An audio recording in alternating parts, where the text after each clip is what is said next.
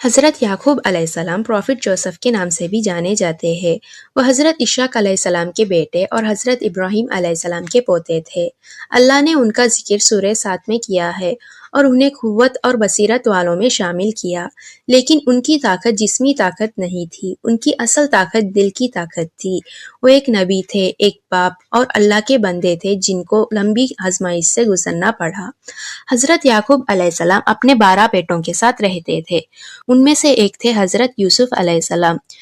یوسف علیہ السلام کا دل بہت صاف تھا اور ان کا آنے والا وقت خاص تھا۔ جب یوسف علیہ السلام نے اپنا خواب بتایا تو یعقوب علیہ السلام سمجھ گئے کہ اللہ نے اس بچے کو خاص ذمہ داری کے لیے چنا ہے۔ لیکن بھائیوں کو صرف ایک چیز دکھی، اپنے والد کا یوسف سے زیادہ پیار، اور ان کے دل میں حسد پیدا ہو گئی۔ انہوں نے کہا، یوسف کو قتل کر دو یا اسے کسی زمین میں ڈال دو۔ حسد نے بھائیوں کو سازش کرنے والے بنا دیا۔ یعقوب علیہ السلام صرف بچے نہیں پال رہے تھے، وہ مومن تربیت دے رہے تھے۔ اپنے آخری وقت کے قریب بھی انہوں نے اپنے بیٹوں سے پوچھا، میرے بعد تم کس کی عبادت کرو گے؟ ان کے لیے سب سے ضروری چیز توحید تھی۔ بھائیوں نے یوسف علیہ السلام کو کنویں میں ڈال دیا اور جھوٹی کہانی بنا کر گھر لوٹ آئے۔ خون لگے ہوئے جھوٹی قمیص لے آئے۔ یعقوب علیہ السلام نے دیکھا، وہ سمجھ گئے، مگر انہوں نے غصہ نہیں کیا۔ انہوں نے کہا، بس صبر ہی بہترین ہے اور اللہ ہی سے مدد مانگی جاتی ہے۔ یہ عام صبر نہیں تھا، یہ صبر جمیل تھا، ایسا صبر جس میں شکایت لوگوں سے نہیں ہوتی، ایمان کمزور نہیں ہوتا، اللہ پر شک نہیں ہوتا۔ سال گزرتے گئے، درد کم نہیں ہوا اور گہرا ہوتا گیا۔ وہ اتنا روئے کہ ان کے آنکھوں سے روشنی چلی گئی، مگر انہوں نے کبھی یہ نہیں کہا، میرے ساتھ ہی کیوں؟